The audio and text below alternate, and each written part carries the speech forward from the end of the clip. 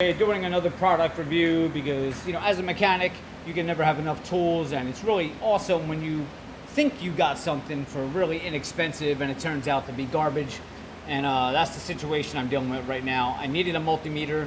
My last one went to crap after a couple of years, but now I found one for like 30 bucks. I think I got it from Napa, and I figured I'd give it a shot. I'm like, all right, 25 bucks. I use these things all day. But that's not the story. This is what I got. It's the INNOVA 3320 multimeter. Alright, this is the packaging that it came in. And wasn't a bad deal. It was from Napa. It's only like 25, 30 bucks, and I figured, what the heck? If it works, I use these things almost every day. But problem is, it doesn't work.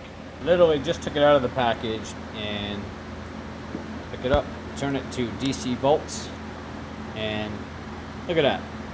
I've already got 70 volts in my hand. It's not even touching anything.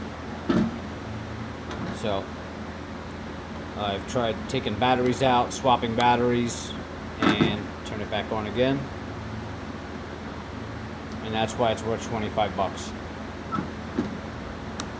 Put it on battery loads here. I mean, this thing is just going all over the place.